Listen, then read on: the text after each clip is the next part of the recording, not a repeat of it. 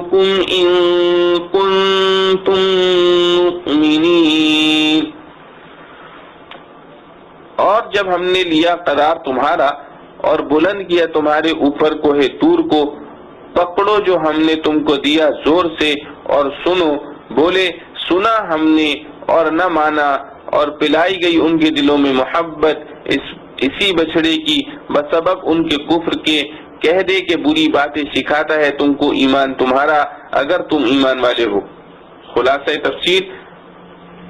اور وہ زمانہ یاد کرو جب ہم نے تمہارا قول و قرار لیا تھا، اور اس قول و قرار لینے کے لیے طور کو تمہارے سروں کے اوپر لا کھڑا کیا تھا، اور اس وقت حکم دیا کہ لو جو کچھ احکام ہم تم کو دیتے ہیں ہمت اور پختگی کے ساتھ لے لو اور ان احکام کو دل سے سنو۔ اس وقت انہوں نے ڈر کے مارے زبان سے تو کہہ دیا کہ ہم نے قبول کر لیا اور سن لیا، کیونکہ واقعی میں یہ بات دل میں نہ تھی، دل سے نہ تھی، اس لیے گو یا بزبان حال یوں بھی کہہ رہے تھے کہ ہم سے عمل نہ ہوگا۔ اور وجہ ان کی اس بددلی کی یہ تھی کہ ان کے قلوب کے ریشے ریشے میں وہی گوسالہ پیوست ہو گیا تھا ان کے کفر سابق کی وجہ سے، جبکہ دریائے شور سے اتر کر انہوں نے ایک بت پرست قوم کو دیکھ کر درخواست کی تھی کہ ہمارے لیے کوئی ایسا ہی مجسم معبود تجویز کر دیا جائے۔ آپ صلی اللہ علیہ وسلم فرما دیجئے کہ دیکھ لیا تم نے اپنے ایمان مذموم کے افعال کو، سو یہ افعال تو بہت برے ہیں جن کی تعلیم تمہارا ایمان تم کو کر رہا ہے، اگر تم بزعم خود اب بھی اہل ایمان ہو، یعنی یہ ایمان نہیں ہے۔ فائدہ: اس آیت میں جو اسباب اور مسباب مذکور ہیں ان کی ترتیب کا حاصل یہ ہے کہ دریائے شور سے پار ہو کر ان سے ایک کلمہ کفر کا صدور ہوا۔ ہر جن موسیٰ علیہ السلام کی ڈانٹ ڈپٹ سے توبہ کر لی، لیکن توبہ کے مراتب بھی مختلف ہوتے ہیں۔ اعلیٰ درجے کی توبہ نہ ہونے کے سبب اس کی ظلمت قلب میں کچھ باقی رہ گئی تھی، وہ ترقی پا کر گوسالہ پرستی کا سبب بن گئی۔ اعلیٰ درجے کی توبہ نہ ہونے کے سبب اس کی ظلمت قلب میں کچھ باقی رہ گئی تھی، وہ ترقی پا کر گوسالہ پرستی کا سبب بن گئی۔ پھر اس کی توبہ میں بعضوں کو قتل ہونا پڑا اور بعضوں کو غالباً بلا قتل معافی ہو گئی جیسا کہ بعض مفسرین نے ذکر بھی کیا ہے۔ ان کی توبہ بھی کچھ ضعیف ہوئی ہوگی، اور جو گوسالہ پرستی سے محفوظ رہے تھے ان کو بھی گوسالہ پرستوں سے جس قدر نفرت واجب تھی اس میں کوتاہی ہونے سے ایک گنا اثر اس معصیت شرکیہ کا ان کے قلب میں باقی تھا۔ بہرحال ضعف توبہ یا کفر سے نفرت نہ ہونے کے آثار باقی رہنے نے دلوں میں سب دین سے سستی پیدا کر دی، جس سے اخذ میثاق میں کوہ طور کو ان پر معلق کرنے کی نوبت آئی۔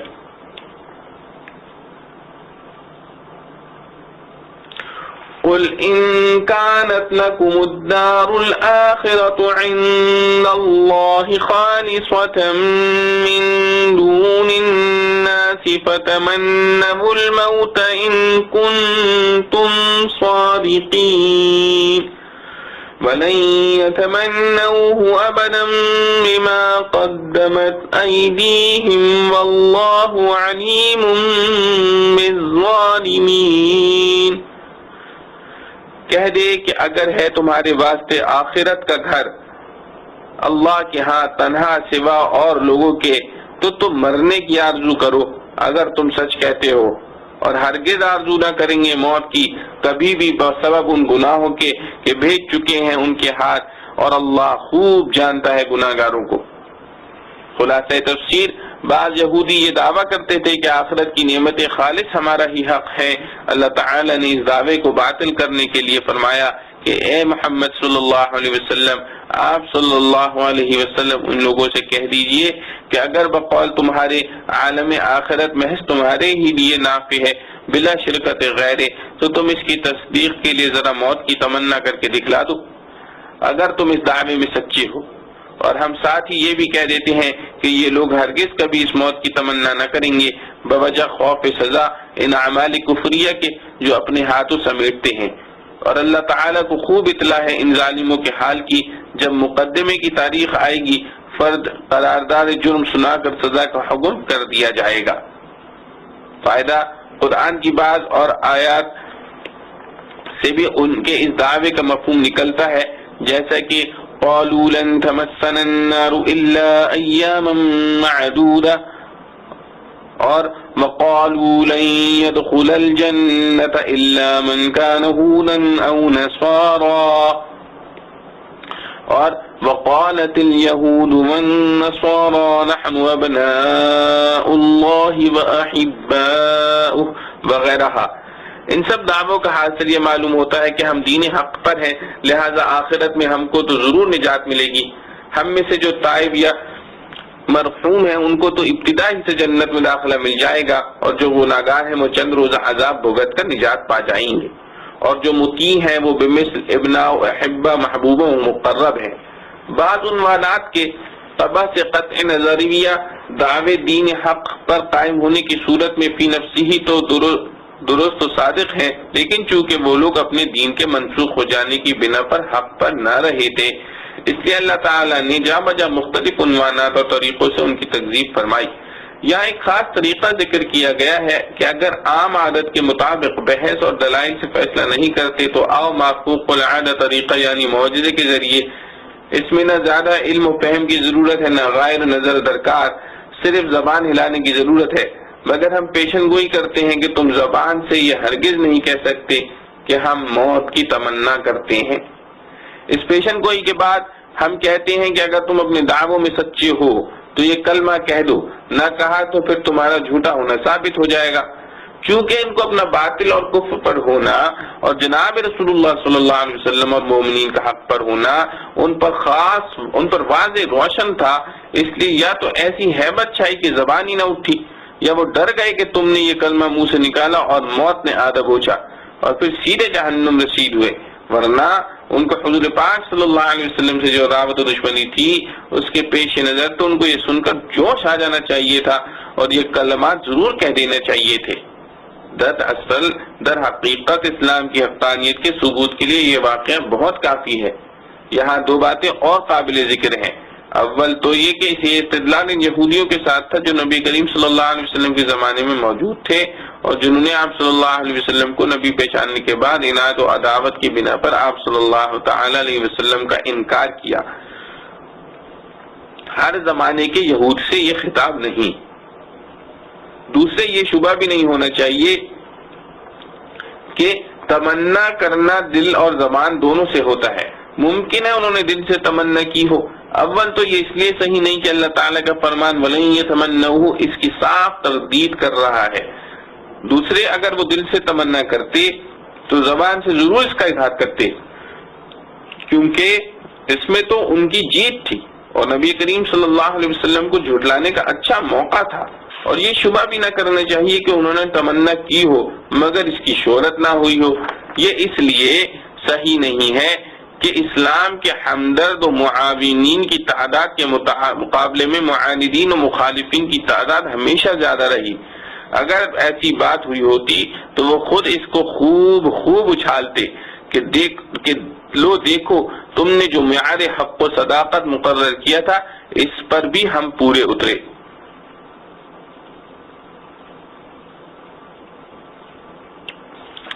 وآخر دعوانا الحمد لله رب العالمين.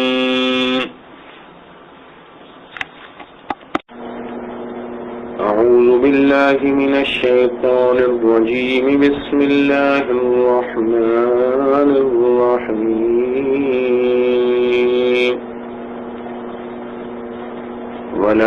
ولتجدنهم أحرص الناس على حياة ومن الذين أشركوا يود أحدهم لو يعمر 1000 سنة وما هو بمزحزحه من العذاب أن يعمر واللہ بصیر بما یعملون. ترجمہ: اور تو دیکھے گا ان کو سب لوگوں سے زیادہ حریص زندگی پر اور زیادہ حریص مشرکوں سے بھی. چاہتا ہے ایک ایک ان میں کا کہ عمر پاوے 1000 برس اور نہیں اس کو بچانے والا عذاب سے اس قدر جینا، اور اللہ دیکھتا ہے جو کچھ وہ کرتے ہیں۔ خلاصہ تفسیر، اور وہ لوگ موت کی تمنا کیا خاک کرتے، آپ صلی اللہ علیہ وسلم تو ان کو حیات دنیاویہ کا حریص اور عام آدمیوں سے بھی بڑھ کر پائیں گے، اور اوروں کا تو کیا ذکر، حیرت تو یہ ہے کہ بعض مشرکین سے بھی بڑھ کر آپ صلی اللہ علیہ وسلم ان کو حیات کا حریص دیکھیں گے، اور ان کی یہ کیفیت ہے کہ ان میں کا ایک ایک شخص اس حوث میں ہے کہ اس کی عمر 1000 برس کی ہو جائے، اور بھلا بالفرض اگر اتنی عمر ہو بھی گئی تو کیا یہ امر عذاب سے تو بچا نہیں سکتا، یہ امر عذاب سے تو بچا نہیں سکتا کہ کسی کی بڑی عمر ہو جائے، اور حق تعالیٰ کے سب پیش نظر ہیں ان کے اعمال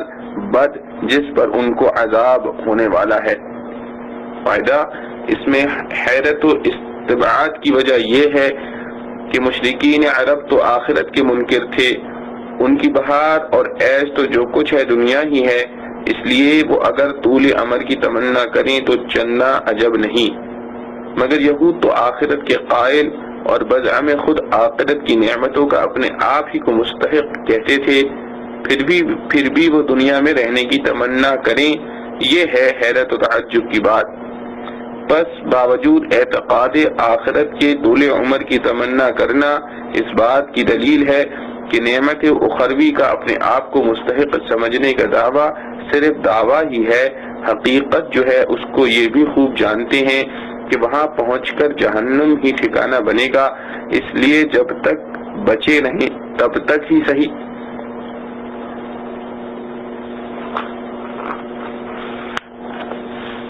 قل من كان عدوا لجبريل فإنه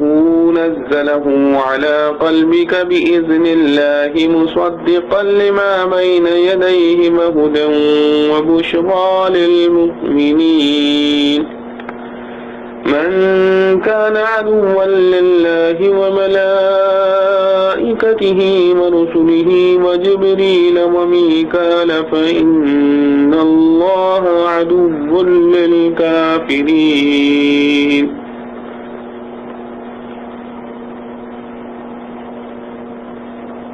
تو کہہ دے جو کوئی ہووے دشمن جبرائیل کا،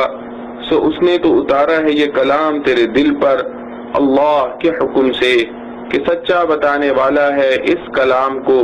جو اس کے پہلے ہے، اور راہ دکھاتا ہے اور خوشخبری سناتا ہے ایمان والوں کو۔ جو کوئی ہووے دشمن اللہ کا اور اس کے فرشتوں کا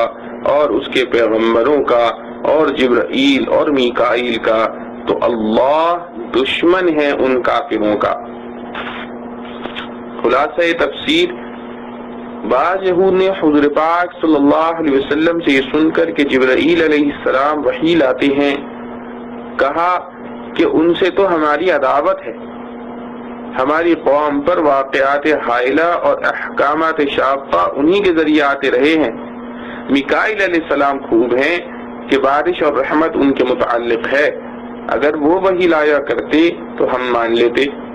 سبحانہ تعالی رد فرماتے ہیں کہ اے محمد صلی اللہ علیہ وسلم، آپ صلی اللہ علیہ وسلم ان سے یہ کہیے کہ جو شخص جبرائیل علیہ السلام سے عداوت رکھے وہ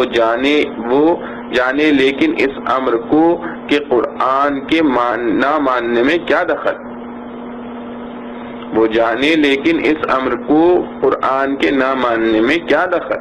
کیونکہ اس میں تو وہ سفیر محض ہیں،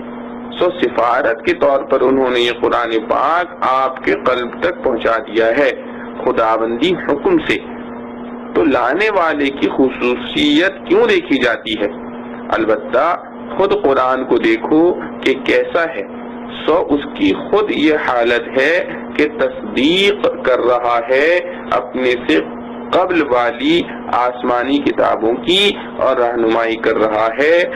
مصالح ضروریہ کی اور خوشخبری سنا رہا ہے ایمان والوں کو اور کتب سماویہ کی۔ یہی شان ہوتی ہے بس قرآن ہر حال میں کتب سماوی اور قابل اتباع ٹھہرا۔ پھر جبرائیل علیہ السلام کی دعوت سے اس کو نہ ماننا میری حماقت ہے۔ اب رہا خود مسئلہ عداوت جبرائیل علیہ السلام کا، سو اس کا فیصلہ یہ ہے کہ حق تعالیٰ کے نزدیک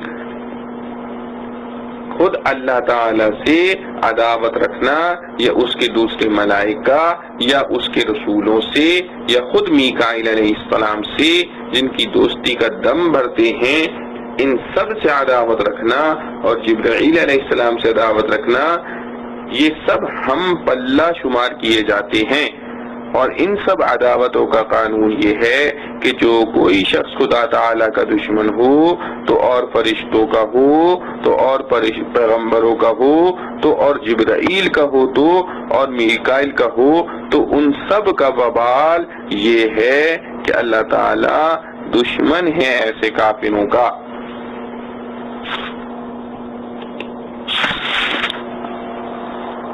وَلَقَدْ أَنزَلْنَا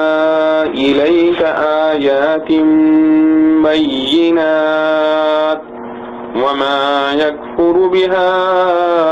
إِلَّا الْفَاسِقُونَ۔ خلاصہ تفسیر ترجمہ، اور ہم نے اتاری تیری طرف آیتیں روشن، اور انکار نہ کریں گے ان کا مگر وہی جو نافرمان۔ خلاصہ تفسیر، اور بعض یہود نے حضرت صلی اللہ علیہ وسلم سے کہا تھا کہ آپ پر کوئی ایسی دلیل واضح نازل نہ ہوئی جس کو ہم بھی جانتے پہچانتے۔ اس کے جواب میں کہا جاتا ہے کہ وہ تو ایک ہی واضح دلیل کو لیے پھرتے ہیں، ہم نے تو آپ کے پاس بہت سے دلائل واضحہ نازل کیے ہیں جن کو وہ بھی خوب جانتے پہچانتے ہیں۔ سو ان کا انکار نہ جاننے کی بنا پر نہیں، بلکہ یہ انکار عدول حکمی کی عادت کی وجہ سے ہے، اور قاعدہ کلیہ ہے کہ کوئی انکار نہیں کیا کرتا ایسے دلائل کا مگر صرف وہی لوگ جو عدول حکمی کے عادی ہیں۔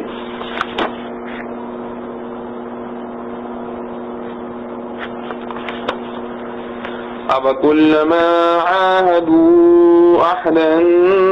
نَبَذَهُ فَرِيقٌ مِّنْهُمْ بَلْ أَكْثَرُهُمْ لَا يُؤْمِنُونَ۔ کیا جب کبھی باندھیں گے کوئی قرار تو پھینک دے گی اس کو ایک جماعت ان میں سے، بلکہ ان میں اکثر یقین نہیں کرتے۔ خلاصہ تفسیر، بعض یہود کو جو وہ عہد یاد دلایا گیا جو ان سے رسول اللہ صلی اللہ علیہ وسلم پر ایمان لانے کے باب میں تورات میں لیا گیا تھا، تو انہوں نے خود عہد لینے ہی سے صاف انکار کر دیا۔ اس کے متعلق ارشاد ہوتا ہے کہ کیا اس عہد لینے سے ان کو انکار ہے، اور ان کی تو یہ حالت ہے کہ انہوں نے اپنے مسلم عہدوں کو بھی کبھی پورا نہیں کیا، بلکہ جب کبھی بھی ان لوگوں نے دین کے متعلق کوئی عہد کیا ہوگا ضرور اس کو ان میں سے کسی نہ کسی فریق نے نظر انداز کر دیا ہوگا۔ بلکہ ان تعمیل عہد نہ کرنے والوں میں زیادہ تو ایسے ہی نکلیں گے جو سرے سے اس عہد کا یقین ہی نہیں رکھتے۔ سو تعمیل نہ کرنا تو فسق تھا، یہ یقین نہ کرنا اس سے بڑھ کر کفر ہے۔ فائدہ، اور ایک جماعت کی تخصیص اس لیے کی گئی کہ بعض ان میں ان کے ان عہود کو پورا بھی کرتے تھے، حتیٰ کہ اخیر میں جناب رسول اللہ صلی اللہ علیہ وسلم پر بھی ایمان لے آئے۔ وَلَمَّا جَاءَهُمْ رَسُولٌ مِّنْ عِندِ اللَّهِ مُصَدِّقٌ لِّمَا مَعَهُمْ نَبَذَ فَرِيقٌ مِّنَ الَّذِينَ أُوتُوا الْكِتَابَ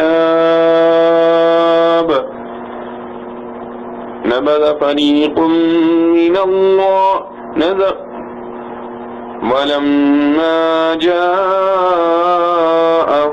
رَسُولٌ مِّنْ عِندِ اللَّهِ مُصَدِّقٌ لِّمَا مَعَهُمْ نبذ فريق من الذين أوتوا الكتاب كتاب الله وراء ظهورهم كأنهم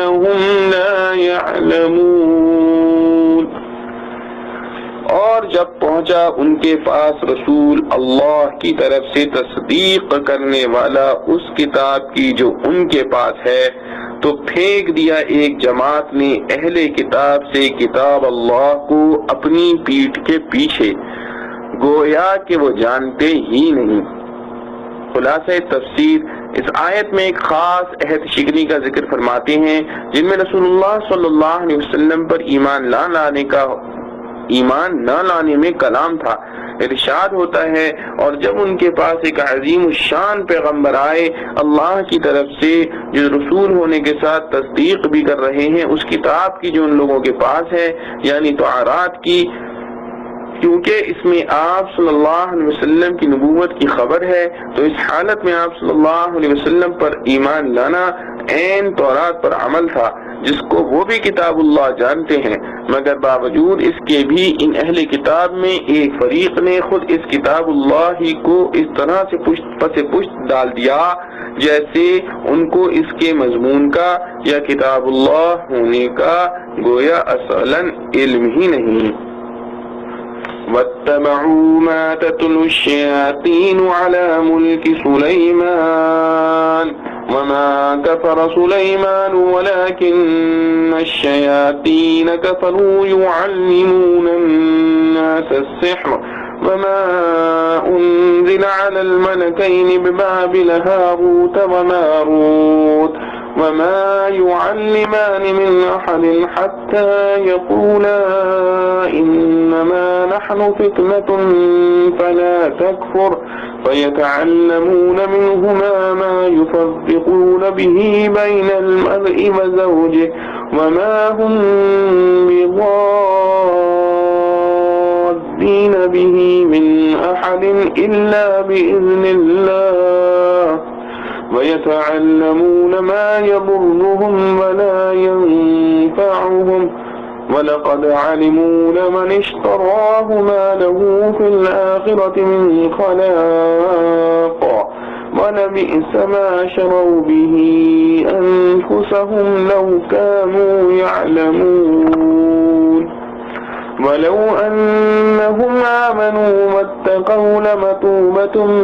مِّنْ عِندِ اللَّهِ خَيْرٌ لَوْ كَانُوا يَعْلَمُونَ۔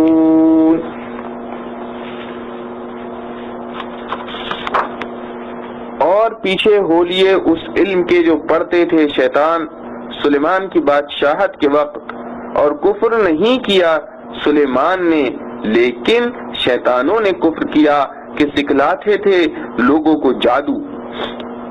اور اس علم کے پیچھے ہو لیے جو اترا دو فرشتوں پر شہر بابل میں جن کا نام ہاروت اور ماروت ہے، اور نہیں سکھاتے تھے وہ دونوں فرشتے کسی کو جب تک یہ نہ کہہ دیتے کہ ہم تو آزمائش کے لیے ہیں، سو تو کافر مت ہو۔ پھر ان سے سیکھتے وہ جادو جس سے جدائی ڈالتے ہیں مرد میں اور اس کی عورت میں، اور وہ اس سے نقصان نہیں کرتے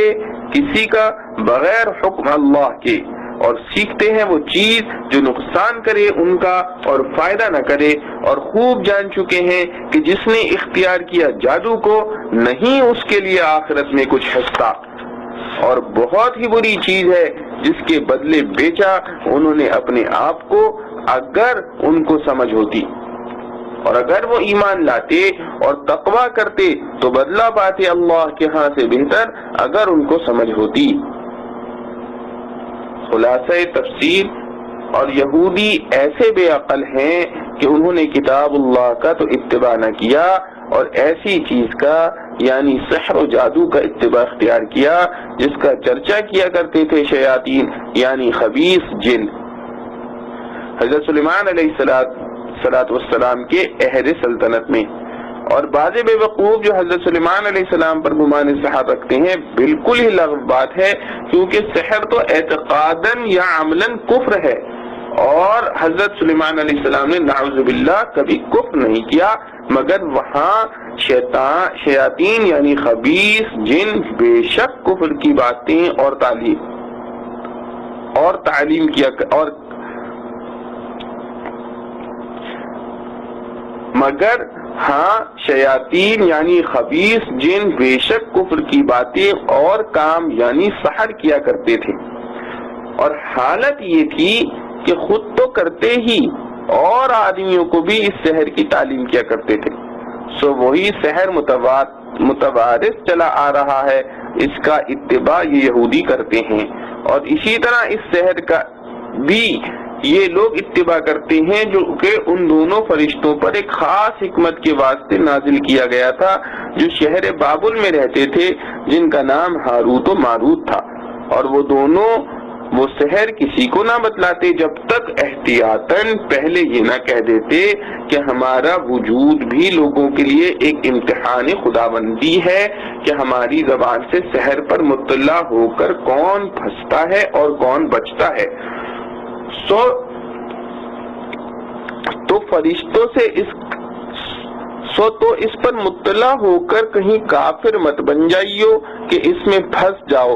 بعض لوگ ان دونوں فرشتوں سے اس قسم کا سحر سیکھ لیتے تھے جس کے ذریعے سے عمل کر کے کسی مرد اور اس کی بیوی میں تفریق پیدا کرتے تھے، اور اس سے کوئی وہم اور خوف میں نہ پھنس جاوے کہ جادوگر جو چاہے کر سکتا ہے، کیونکہ یہ یقینی بات ہے کہ یہ ساحر لوگ اس سحر کے ذریعے سے کسی کو ذرہ برابر بھی ضرر نہیں پہنچا سکتے مگر خدا ہی کی تقدیر حکم سے، اور ایسا سحر حاصل کر کے بس ایسی چیزیں سیکھ لیتے ہیں جو خود ان کو بوجہ گناہ کے ضرر رساں ہیں اور کسی معتد بھی درجے میں ان کو نافع نہیں ہیں۔ تو یہودی بھی اتباع سحر سے بڑے ضرر میں ہوں گے، اور یہ بات کچھ ہمارے ہی کہنے کی نہیں بلکہ ضروری یہودی بھی اتنا جانتے ہیں کہ جو شخص اس سحر کو کتاب اللہ کے عوض اختیار کرے، ایسے شخص کا آخرت میں کوئی حصہ باقی نہیں، اور بے شک بری ہے وہ چیز یعنی جادو و کفر جس میں وہ لوگ اپنی جان دے رہے ہیں۔ کاش ان کو اتنی عقل ہوتی، اور اگر وہ لوگ بجائے اس کفر و بدعملی کے ایمان اور تقوی اختیار کرتے تو خدا تعالیٰ کے یہاں معاوضہ اس کفر و بدعملی سے 1000 درجے بہتر تھا۔ کاش اتنی عقل ہوتی۔ معارف و مسائل۔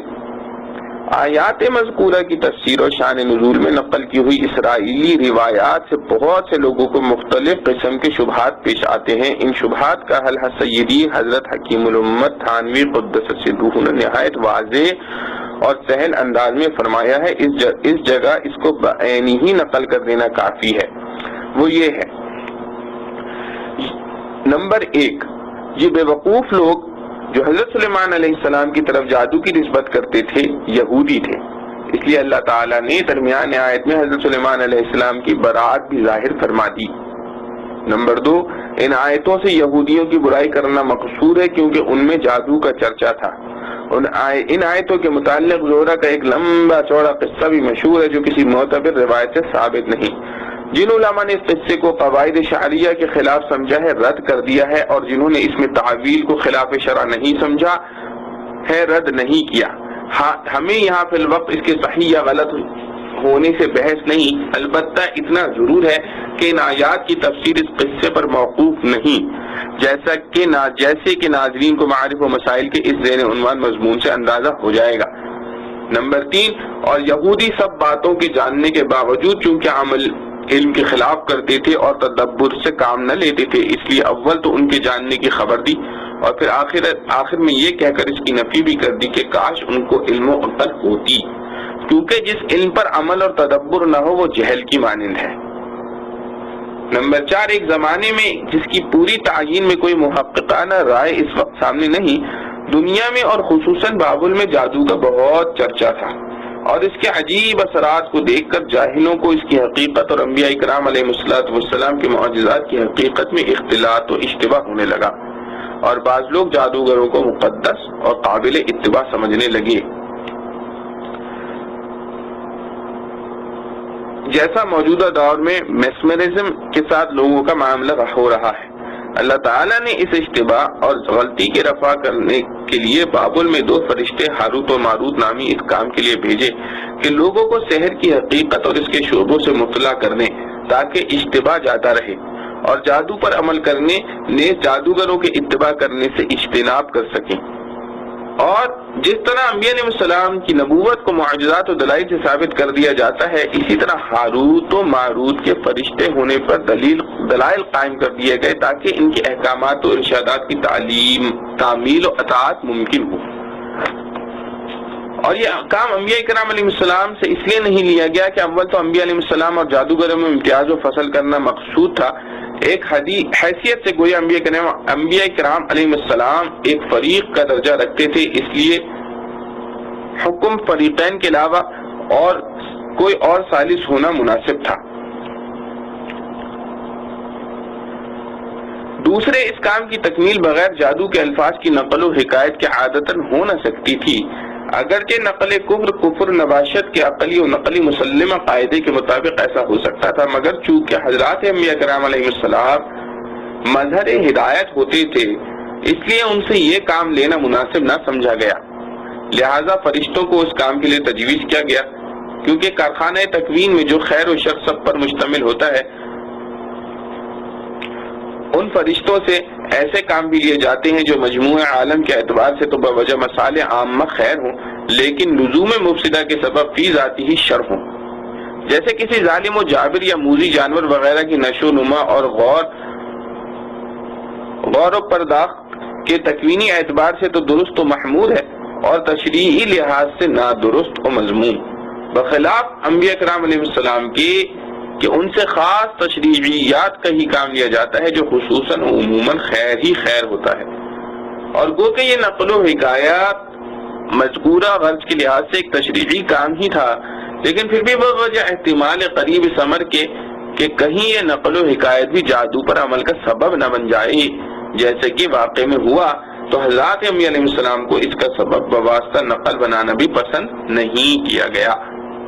البتہ کلیات شریعہ سے انبیاء علیہ السلام کے ذریعے بھی اس مقصود کی تکمیل کر دی گئی،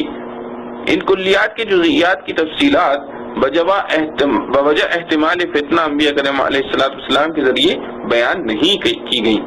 اس کی مثال ایسی ہے کہ مثلا انبیاء کرام علیہ السلام نے یہ بتایا ہے کہ رشوت لینا حرام ہے اور اس کی حقیقت بھی یہ بتلا دی،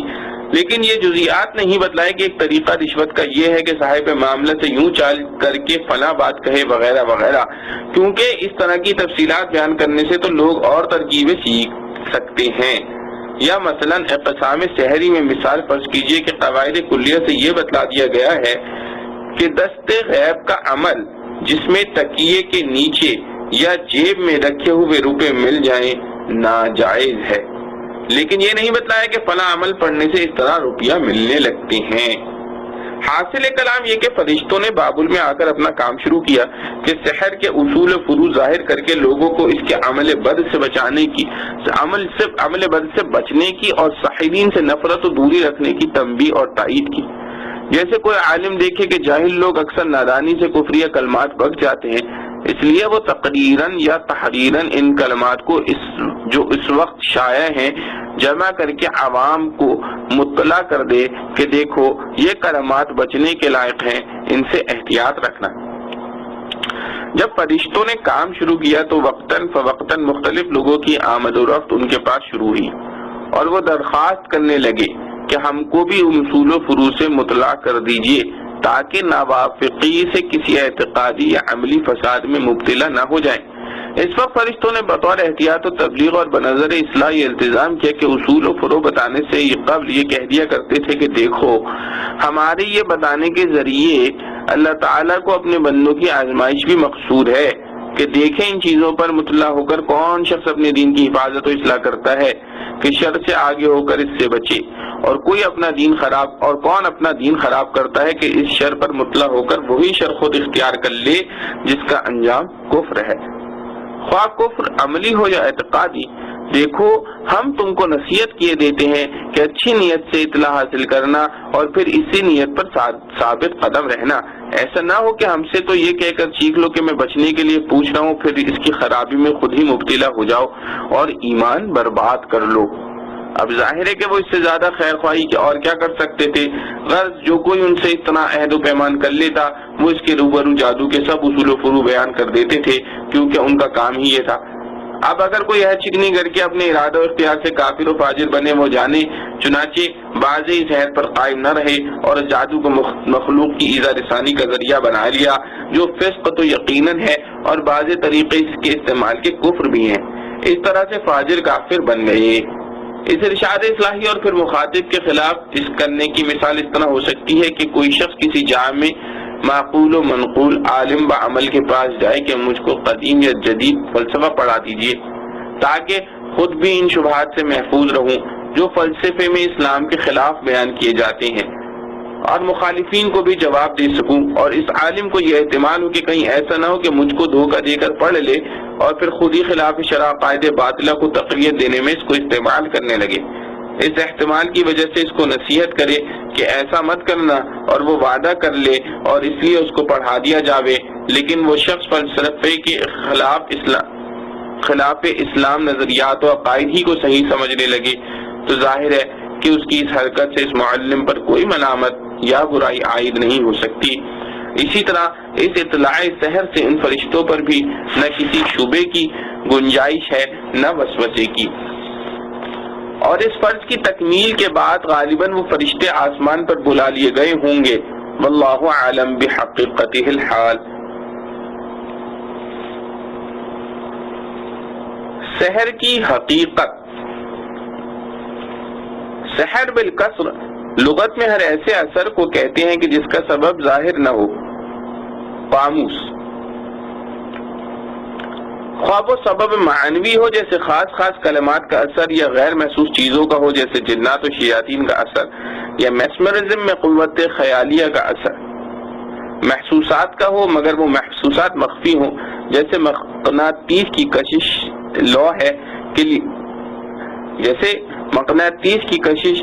لوہے کے لیے جبکہ مقناطیس نظروں سے پوشیدہ ہو، یا دواؤں کا اثر جبکہ وہ دوائیں مخفی ہوں، یا نجوم و سیارات کا اثر۔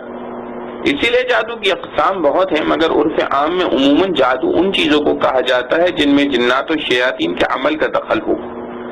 اسی لیے جادو کی اقسام بہت ہیں، مگر عرف عام میں عموماً جادو ان چیزوں کو کہا جاتا ہے جن میں جنات و شیاطین کے عمل کا دخل ہو، یا قوت خیالیہ میسمرزم کا، یا کچھ الفاظ و کلمات کا، کیونکہ یہ بات عقلاً بھی ثابت ہے اور تجربہ و مشاہدے سے بھی، اور قدیم و جدید فلاسفہ بھی اس کو تسلیم کرتے ہیں کہ حروف و کلمات میں بھی بالخاصہ کچھ تاثیر ہوتی ہے۔ کسی خاص حرف یا کلمے کو کسی خاص تعداد میں پڑھنے یا لکھنے وغیرہ سے خاص تاثرات کا مشاہدہ ہوتا ہے،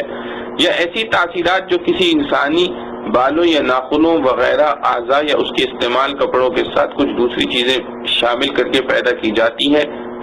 جن کو عرف عام میں ٹونا ٹوٹکا کہا جاتا ہے اور جادو میں شامل سمجھا جاتا ہے۔ اور اصطلاح قرآن و سنت میں سحر ہر ایسے امر عجیب کو کہا جاتا ہے جن میں شیاطین کو خوش کر کے ان کی مدد حاصل کی گئی ہو۔ پھر شیاطین کو راضی کرنے کی مختلف صورتیں ہیں، کبھی ایسے منتر اختیار کیے جاتے ہیں جن میں کفر و شرک کے کلمات ہوں اور شیاطین کی مداح کی گئی ہو، یا کواکب و نجوم کی عبادت اختیار کی گئی ہو جس سے شیطان خوش ہوتا ہے۔ کبھی ایسے اعمال اختیار کیے جاتے ہیں جو شیطان کو پسند ہے، مثلا کسی کو ناحق قتل کر کے اس کا خون استعمال کرنا، یا جنابت و نجاست کی حالت میں رہنا، طہارت سے اجتناب کرنا وغیرہ۔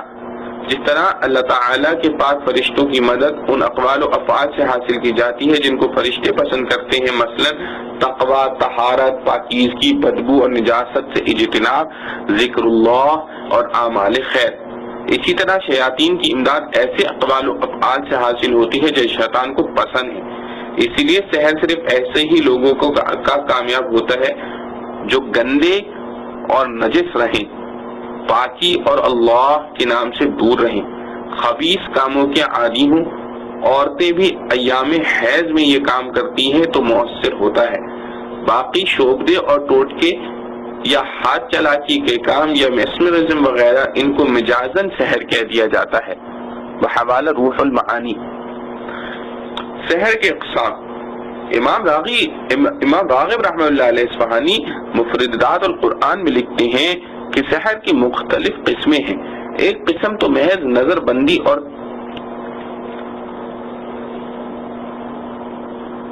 اور تخیل ہوتی ہے جس کی کوئی حقیقت واقعہ نہیں،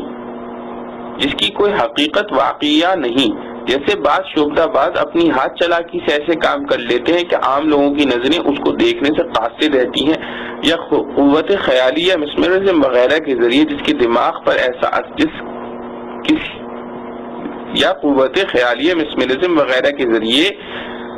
کسی کے دماغ پر ایسا اثر ڈالا جائے کہ وہ ایک چیز کو آنکھوں سے دیکھتا اور محسوس کرتا ہے مگر اس کی کوئی حقیقت واقعہ نہیں ہوتی۔ کبھی یہ کام شیاطین کے اثر سے بھی ہو سکتا ہے کہ مسحور کی آنکھوں اور دماغ پر ایسا اثر ڈالا جائے جس سے وہ ایک غیر واقعی چیز کو حقیقت سمجھنے لگے۔ قرآن مجید میں فرعونی ساحروں کے جس سحر کا ذکر ہے وہ پہلی قسم کا سحر تھا، جیسا کہ ارشاد ہے سحروا اعین الناس، انہوں نے لوگوں کی آنکھوں پر جادو کر دیا۔ اور ارشاد ہے یخیل الیہ من سحرہم انہا تسعی، ترجمہ ان کے سحر سے موسیٰ علیہ السلام کے خیال میں یہ آنے لگا کہ یہ رسیوں کے سانپ دوڑ رہے ہیں۔ اس میں یخیل کے لفظ سے یہ بتلا دیا گیا کہ یہ رسیاں اور لاٹھیاں جو ساحروں نے ڈالی تھی نہ در حقیقت سانپ بنی اور نہ انہوں نے کوئی حرکت کی، بلکہ حضرت موسیٰ علیہ السلام کی قوت متخیلہ متاثر ہو کر ان کو دوڑنے والے سانپ سمجھنے لگی۔ دوسری قسم اس طرح کی تخیل اور نظر بندی ہے جو بعض اوقات شیاطین کے اثر سے ہوتی ہے، جو قرآن کریم کے ارشاد سے معلوم ہوتی ہے هل انبئكم على من تنزل الشياطين تنزل على كل افاك اثيم، ترجمہ میں تمہیں بتلاتا ہوں کہ کن لوگوں پر شیطان اترتے ہیں، ہر بہتان باندھنے والے گناہگار پر اترتے ہیں۔ میں تمہیں بتلاتا ہوں کہ کن لوگوں پر شیطان اترتے ہیں، ہر بہتان باندھنے والے گناہگار پر اترتے ہیں۔ نیز دوسری جگہ ارشاد ہے وَلَكِنَّ الشَّيَاطِينَ كَفَرُوا يُعَلِّمُونَ النَّاسَ السِّحْرَ، ترجمہ یعنی شیاطین نے کفر اختیار کیا، لوگوں کو جادو سکھانے لگے۔ تیسری قسم یہ ہے کہ سحر کے ذریعے ایک شے کی حقیقت ہی بدل جائے، جیسے کہ کسی انسان یا جاندار کو پتھر یا کوئی جانور بنانے۔ امام راغب رحمۃ اللہ علیہ اصفہانی، ابو بکر جساس رحمۃ اللہ علیہ وغیرہ حضرات نے اس سے انکار کیا ہے کہ سحر کے ذریعے کسی چیز کی حقیقت بدل جائے، بلکہ سحر کا اثر صرف تخیل اور نظر بندی ہی تک ہو سکتا ہے۔ معتزلہ کا بھی یہی قول ہے، مگر جمہور علماء کی تحقیق یہ ہے کہ انقلاب اعیان میں نہ کوئی عقلی امتناع ہے نہ شرعی۔ مثلا کوئی جسم پتھر بن جائے یا ایک نوع سے دوسری نوع کی طرف منقلب ہو جائے،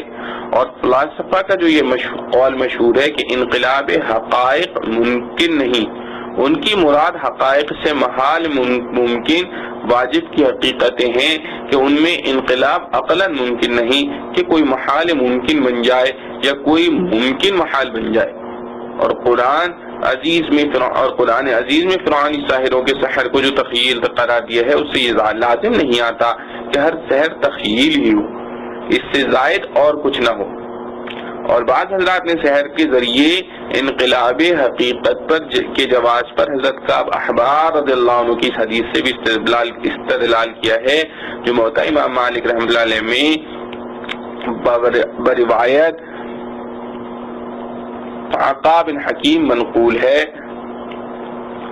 جس کا ترجمہ یہ ہے اگر یہ چند کلمات نہ ہوتے جن کو میں پابندی سے پڑھتا ہوں تو یہودی مجھے گدھا بنا دیتے۔ گدھا بنا دینے کا لفظ مجازی طور پر بے وقوف بنانے کے معنی میں بھی ہو سکتا ہے، مگر بلا ضرورت حقیقت کو چھوڑ کر مجاز مراد لینا صحیح نہیں۔ اس لیے حقیقی اور ظاہری مفہوم اس کا یہی ہے کہ اگر میں یہ کلمات روزانہ پابندی سے نہ پڑھتا تو یہودی جادوگر مجھے گدھا بنا دیتے۔ اس سے دو باتیں ثابت ہوئیں، اول یہ کہ سحر کے ذریعے انسان کو گدھا بنا دینے کا امکان ہے، دوسرے یہ کہ جو کلمات وہ پڑھا کرتے تھے ان کی تاثیر یہ ہے کہ کوئی جادو اثر نہیں کرتا۔ حضرت کعب رضی اللہ عنہ سے جب لوگوں نے پوچھا کہ وہ کلمات کیا تھے تو آپ نے یہ کلمات بتلائے۔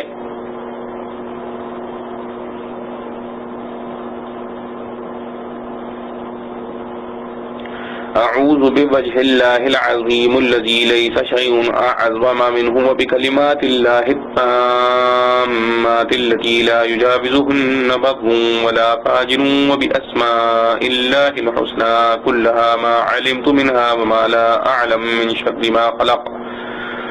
وبرأ وزرأ أخرجه في المؤتى باب التعوذ عند النوم. ترجمہ: میں اللہ عظیم کی پناہ پکڑتا ہوں جس سے بڑا کوئی نہیں، اور پناہ پکڑتا ہوں اللہ کے کلمات تامات کی جن سے کوئی نیک و بد انسان آگے نہیں نکل سکتا، اور پناہ پکڑتا ہوں اللہ کے تمام اسماء حسنہ کی جو میں جانتا ہوں اور جن کو نہیں جانتا، ہر اس چیز کے شر سے جس کو اللہ نے پیدا کیا اور وجود دیا اور پھیلایا ہے۔ سحر، خلاصہ یہ ہے کہ سحر کی یہ تینوں قسمیں ممکن الوقوع ہیں۔ سحر اور معجزے میں فرق: جس طرح انبیاء علیہ السلام کی معجزات یا اولیاء کی کرامات سے ایسے واقعات مشاہدے میں آتے ہیں جو عادتاً نہیں ہو سکتے، اسی لیے ان کو خرق عادت کہا جاتا ہے، بظاہر سحر اور جادو سے بھی ایسے ہی آثار مشاہدے میں آتے ہیں۔ اس لیے بعض جاہلوں کو ان دونوں میں التباس بھی ہو جاتا ہے اور اس کی وجہ سے وہ جادوگروں کی تعظیم و تکریم کرنے لگتے ہیں، اس لیے دونوں کا فرق بیان کرنا ضروری ہے۔ یہ فرق ایک تو اصل حقیقت کے اعتبار سے ہے اور ایک ظاہری آثار کے اعتبار سے۔ حقیقت کا فرق تو یہ ہے سحر اور جادو سے جو چیزیں مشاہدے میں آتی ہیں یہ دائرۂ اسباب سے الگ کوئی چیز نہیں، فرق صرف اسباب کے ظہور و خفا کا ہے۔ جہاں اسباب ظاہر ہوتے ہیں وہ آثار ان اسباب کی طرف منسوب کیے جاتے ہیں اور کوئی تعجب کی چیز نہیں سمجھی جاتی، لیکن جہاں اسباب مخفی ہوں تو وہ تعجب کی چیز ہوتی ہے اور عوام اسباب کے نہ جاننے کی وجہ سے اس کو خرق عادت سمجھنے لگتے ہیں، حالانکہ وہ در حقیقت تمام عادی امور کی طرح کسی جن شیطان کے اثر سے ہوتی ہے۔ ایک خط مشرق بعید سے آج کا لکھا ہوا اچانک سامنے آ کر گر گیا تو دیکھنے والے اس کو خرق عادت کہیں گے، حالانکہ جنات و شیاطین کو ایسے اعمال و افعال کی قوت دی گئی ہے، ان کا ذریعہ معلوم ہو تو پھر کوئی خرق عادت نہیں رہتا۔ خلاصہ یہ ہے کہ سحر سے ظاہر ہونے والے تمام آثار اسباب طبعیہ کے ماتحت ہوتے ہیں، مگر اسباب کے مخفی ہونے کے سبب لوگوں کو متغالطہ خرق عادت کا ہو جاتا ہے، بخلاف معجزے کے کہ وہ بلا واسطہ فعل حق تعالی کا ہوتا ہے، اس میں اسباب طبعیہ کا کوئی دخل نہیں ہوتا۔ حضرت ابراہیم علیہ السلام کے لیے نمرود کی آگ کو حق تعالی نے فرما دیا کہ ابراہیم علیہ السلام کے لیے ٹھنڈی ہو جائے، مگر ٹھنڈک بھی اتنی ہو جس سے تکلیف پہنچے بلکہ جس سے سلامتی ہو، مگر ٹھنڈک بھی اتنی نہ ہو جس سے تکلیف پہنچے بلکہ جس سے سلامتی حاصل ہو۔ اس حکم الہی سے آگ ٹھنڈی ہو گئی۔ آج بھی بعض لوگ بدن پر کچھ دوائیں استعمال کر کے آگ کے اندر چلے جاتے ہیں، وہ معجزہ نہیں بلکہ دواؤں کا اثر ہے۔ دوائیں مخفی ہونے سے لوگوں کو دھوکہ خرق عادت کا ہو جاتا ہے۔ یہ بات کہ معجزہ براہ راست حق تعالی کا فعل ہوتا ہے خود قرآن عزیز کی تصریح سے ثابت ہے۔ ارشاد فرمایا وَمَا رَمَيْتَ إِذْ رَمَيْتَ وَلَكِنَّ اللَّهَ رَمَى۔ ترجمہ: کنکریوں کی مٹھی جو آپ نے پھینکی در حقیقت آپ نے نہیں پھینکی بلکہ اللہ نے پھینکی ہے۔ مراد یہ ہے کہ ایک مٹھی خاک اور کنکر کی سارے مجمع کی آنکھوں تک پہنچ جانا، اس میں آپ صلی اللہ علیہ وسلم کے عمل کو کوئی دخل نہیں، یہ خالص حق تعالی کا فعل ہے۔ یہ معجزہ غزوہ بدر میں پیش آیا تھا کہ آپ صلی اللہ علیہ وسلم نے ایک مٹھی خاک اور سنگریزوں کی کفار کے لشکر پر پھینکی جو سب کی آنکھوں میں پڑ گئی۔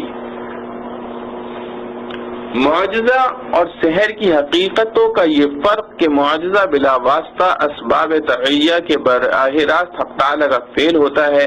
اور جادو اسباب طبعیہ مخفیہ کا اثر ہوتا ہے۔ حقیقت سمجھنے کے لیے تو کافی وافی ہے، مگر اس یہاں ایک سوال یہ رہ جاتا ہے کہ عوام الناس اس فرق کو کیسے پہچانے، کیونکہ ظاہری صورت دونوں کی ایک سی ہے۔ اس کا جواب یہ ہے کہ عوام کے پہچاننے کے لیے بھی حق تعالیٰ نے کئی فرق ظاہر کر دیے ہیں۔ اول یہ کہ معجزہ یا کرامت ایسے حضرات سے ظاہر ہوتی ہے جن کا تقوی، طہارت و پاکیزگی، اخلاق و اعمال کا سب مشاہدہ کرتے ہیں۔ اس کے برعکس جادو کا اثر صرف ایسے لوگوں سے ظہور پذیر ہوتا ہے جو گندے، ناپاک، اللہ کے نام سے اور اس کی عبادت سے دور رہتے ہیں۔ یہ چیز ہر انسان آنکھوں سے دیکھ کر معجزہ اور سحر میں فرق پہچان سکتا ہے۔ دوسرے یہ کہ عادت اللہ یہ بھی جاری ہے کہ جو شخص معجزے اور نبوت کا دعویٰ کر کے کوئی جادو کرنا چاہے اس کا جادو نہیں چلتا۔ دوسرے یہ کہ عادت اللہ یہ بھی جاری ہے کہ جو شخص معجزے اور نبوت کا دعویٰ کر کے کوئی جادو کرنا چاہے اس کا جادو نہیں چلتا۔ ہاں، نبوت کے دعوے کے بغیر کرے تو چل جاتا ہے۔ کیا انبیاء علیہ السلام پر بھی جادو کا اثر ہو سکتا ہے؟ جواب یہ ہے کہ ہو سکتا ہے۔ وجہ وہی ہے جو اوپر بتلائی گئی کہ سحر در حقیقت اسباب طبعیہ ہی کا اثر ہوتا ہے اور انبیاء علیہ السلام اسباب طبعیہ کے اثرات سے متاثر ہوتے ہیں۔ یہ تاثر شان نبوت کے خلاف نہیں، جیسے ان کا بھوک پیاس سے متاثر ہونا، بیماری میں مبتلا ہونا اور شفا پانا ظاہری اسباب سے سب جانتے ہیں، اسی طرح جادو کے باطنی اسباب سے بھی انبیاء علیہ السلام متاثر ہو سکتے ہیں اور یہ تاثر شان نبوت کے منافی نہیں۔ رسول اللہ صلی اللہ علیہ وسلم پر یہودیوں کا سحر کرنا اور اس کی وجہ سے آپ صلی اللہ علیہ وسلم پر بعض آثار کا ظاہر ہونا اور بذریعہ وحی اس جادو کا پتہ لگنا اور اس کا ازالہ کرنا احادیث صحیحہ میں ثابت ہے، اور حضرت موسیٰ علیہ السلام کا سحر سے متاثر ہونا خود قرآن میں مذکور ہے۔ آیات یخیل الیہ من سحرہم انہا تسعی اور فاوجس فی نفسہ خیفۃ موسیٰ علیہ السلام پر خوف طاری ہونا اسی جادو ہی کا تو اثر تھا۔ سحر کے احکام شرعیہ، جیسا کہ اوپر بیان ہو چکا ہے، قرآن و حدیث کی اصطلاح میں سحر صرف ایسے عمل کو کہا گیا ہے جس میں کفر و شرک اور فسق و فجور اختیار کر کے جنات و شیاطین کو راضی کیا گیا ہو اور ان سے مدد لی گئی ہو،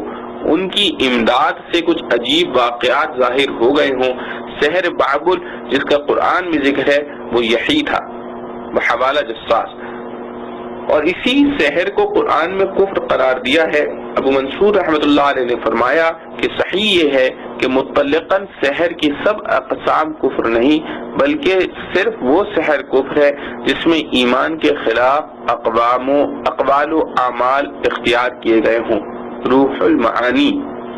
اور یہ ظاہر ہے کہ شیاطین پر لعنت کرنے اور ان سے عداوت و مخالفت کرنے کے احکام قرآن و حدیث میں بار بار آئے ہیں۔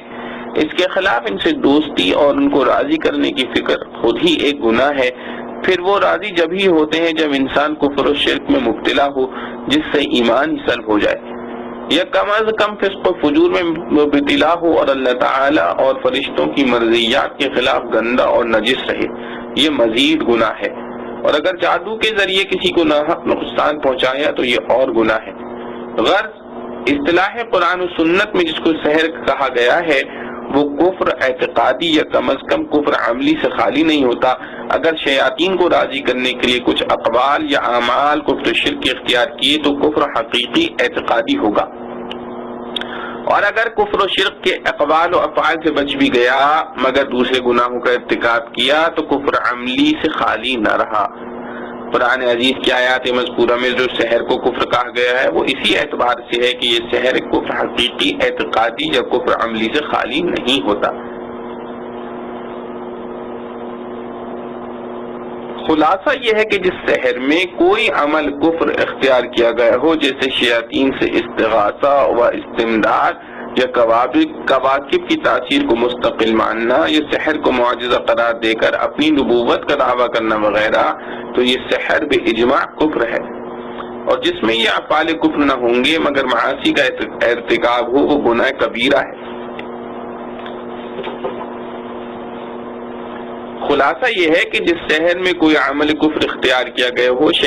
جیسے شیاطین سے استغاثہ و استمداد، یا کواکب کی تاثیر کو مستقل ماننا، یا سحر کو معجزہ قرار دے کر اپنی نبوت کا دعویٰ کرنا وغیرہ، تو یہ سحر باجماع کفر ہے، اور جس میں یہ افعال کفر نہ ہوں مگر معاصی کا ارتکاب ہو وہ گناہ کبیرہ ہے۔ مسئلہ: جب یہ معلوم ہو گیا کہ یہ سحر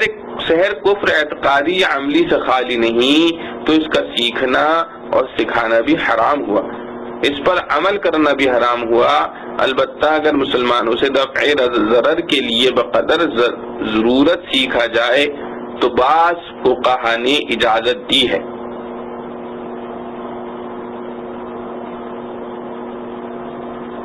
مسئلہ: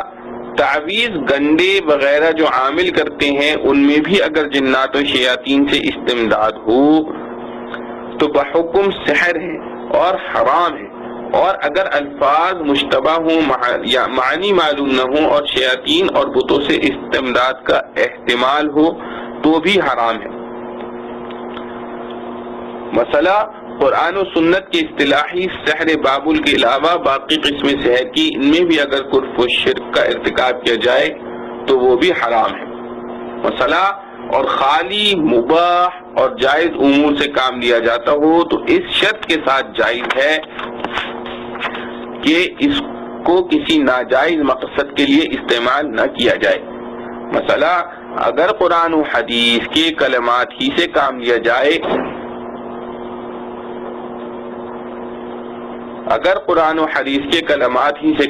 جائے مگر ناجائز مقصد کے لیے استعمال کریں تو وہ بھی جائز نہیں۔ مثلا کسی کو ناحق ضرر پہنچانے کے لیے کوئی تعویذ کیا جائے یا وظیفہ پڑھا جائے، اگرچہ وظیفہ اسماء الہیہ یا آیت قرآنی ہی کا ہو، وہ بھی حرام ہے۔ مسئلہ: اگر قرآن و حدیث کے کلمات ہی سے کام لیا جائے مگر ناجائز مقصد کے لیے استعمال کریں تو وہ بھی جائز نہیں۔ مثلا کسی کو ناحق ضرر پہنچانے کے لیے کوئی تعویذ کیا جائے یا وظیفہ پڑھا جائے، اگرچہ وظیفہ اسماء الہیہ یا آیات قرآنی کا ہو، وہ بھی حرام ہے۔ وآخر دعوانا ان الحمد للہ رب العالمین۔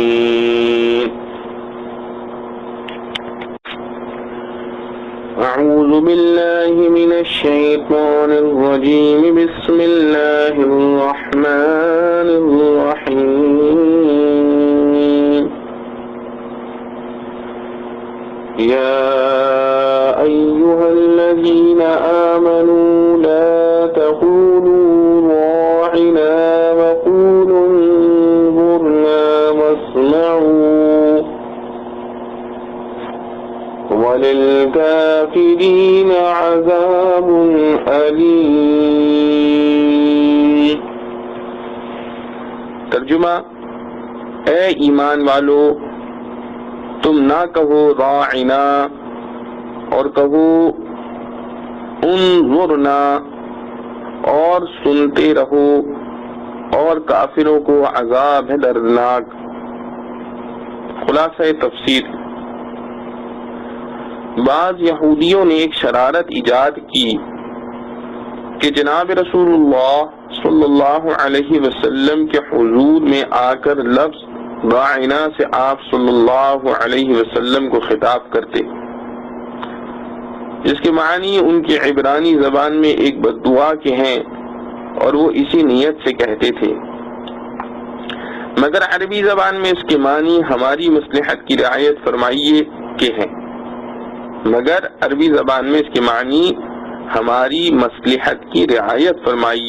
کے ہیں۔ اس لیے عربی داں اس شرارت کو نہ سمجھ سکتے تھے اور اس کو اچھے معنی کے قصد سے بعض مسلمان بھی حضور پاک صلی اللہ علیہ وسلم کو اس کلمے سے خطاب کرنے لگے۔ اس سے ان شریروں کو اور گنجائش ملی، آپس میں بیٹھ کر ہنستے تھے کہ اب تک تو ہم ان کو خفیہ ہی برا کہتے تھے، اب اعلانیہ کہنے کی تدبیر ایسی ہاتھ آ گئی کہ مسلمان بھی اس میں شریک ہو گئے۔ حق تعالی نے اس کی گنجائش کے قطع کرنے کو مسلمانوں کو حکم دیا کہ اے ایمان والو تم لفظ راعنا مت کہا کرو اور اس کی جگہ لفظ انظرنا کہہ دیا کرو، کیونکہ اس لفظ کے معنی اور راعنا کے معنی عربی زبان میں ایک ہی ہے۔ راعنا کہنے میں یہودیوں کی شرارت چلتی ہے، اس لیے اس کو ترک کر کے دوسرا لفظ استعمال کرو، اور اس حکم کو اچھی طرح سن لیجیو اور یاد رکھیو، اور ان کافروں کو تو سزائے دردناک ہو ہی گی جو پیغمبر صلی اللہ علیہ وسلم کی شان میں ایسی گستاخی اور